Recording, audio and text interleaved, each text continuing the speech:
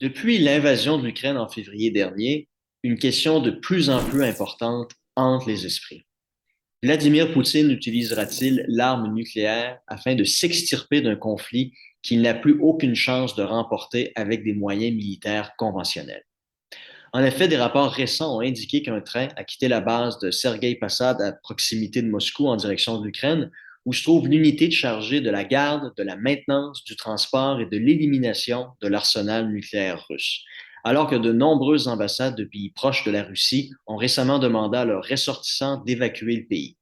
Des rumeurs qui ont alimenté la volonté de Moscou d'utiliser ces armes de destruction massive à un moment où ses troupes ont subi des revers importants depuis que les forces armées ukrainiennes ont lancé une contre-offensive majeure il y a quelques semaines.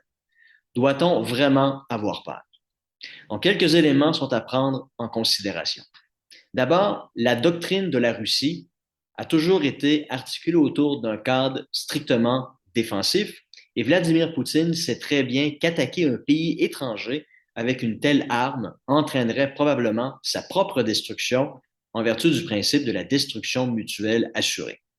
Cela fait donc d'une éventuelle frappe offensive contre un pays étranger une possibilité plutôt improbable. Toutefois, nous avons tendance à oublier que l'utilisation d'armes nucléaires sur les territoires nationaux des États a toujours été un phénomène courant au cours de la guerre froide. Certains diront même un phénomène malheureusement banal.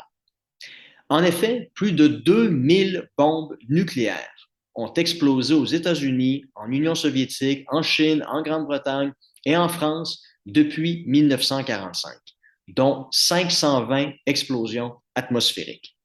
Étant donné que tous ces tests ont été effectués sur le territoire national de ces États ou dans des territoires qui étaient sur leur contrôle, aucun d'entre eux n'a été perçu à l'époque comme étant un acte de guerre par la communauté internationale. Vladimir Poutine pourrait donc très bien s'appuyer sur ces précédents afin de recourir à des frappes nucléaires tactiques contre des cibles situées sur le territoire russe en affirmant que ces explosions ne constituent pas un cas de guerre, mais relèvent plutôt de la souveraineté nationale de la Russie. Cependant, la question devient problématique si ces frappes sont menées dans des zones qui relèvent de la souveraineté russe, selon le Kremlin, mais qui sont contestées par la communauté internationale, à savoir les régions de Donetsk, Kherson, Luhansk et Zaporizhia. Une telle frappe tactique, avec une bombe similaire à celle utilisée à Hiroshima, donc l'équivalent d'environ 15 kilotonnes de dynamite, dans l'une de ces régions, qui sont lentement mais sûrement reprises par les forces armées ukrainiennes, enverrait clairement un message très fort à Kiev. Essayez de reprendre le contrôle de ces territoires qui font désormais partie intégrante de la Russie, du moins, encore une fois, selon la rhétorique du Kremlin, et vos soldats goûteront au feu nucléaire. Cela enverrait également un message fort à Kiev qu'il est temps pour l'Ukraine d'entamer des négociations, car toute nouvelle tentative de reconquérir ces territoires par la force serait désormais vaine. Comme je l'ai déjà dit, le Kremlin serait non seulement en mesure d'affirmer qu'il existe plus de 2000 précédents historiques pour étayer son affirmation selon laquelle il ne s'agit pas d'un acte de guerre, mais il serait également conforme à sa doctrine nucléaire, car ces frappes seraient utilisées pour repousser les ennemis qui ont envahi son propre territoire, encore une fois, selon la rhétorique du Kremlin. La grande inconnue serait bien sûr les réactions des autres puissances nucléaires. Comment les États-Unis, la France, la Grande-Bretagne et la Chine réagiraient à une telle frappe? Si tout le monde s'accorde pour dire qu'une frappe nucléaire contre un pays étranger constituerait certainement un acte de guerre et par conséquent justifierait des représailles similaires, les choses sont nettement moins claires lorsqu'un État recourt à l'utilisation de l'arme nucléaire sur son propre territoire.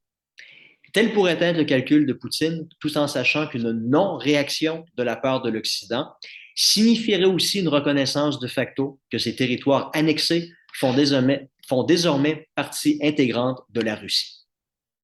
Le 24 février 2022 restera marqué dans l'histoire comme une date qui a montré la volonté de Vladimir Poutine d'aller au bout de ses idées. S'il a eu le courage de forcer les événements une fois, il ne fait aucun doute qu'il sera peut-être prêt à le faire une fois de plus.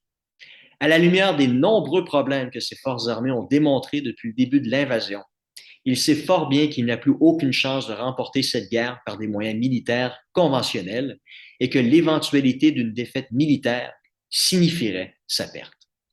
Il n'a donc plus rien à perdre et pourrait très bien sortir cette carte inattendue de sa manche en poussant d'autres puissances nucléaires dans un territoire qui est encore inconnu à un moment où l'attention de l'opinion publique occidentale s'est tournée vers d'autres préoccupations, comme l'inflation, les pénuries de carburant et les prix croissants du gaz naturel.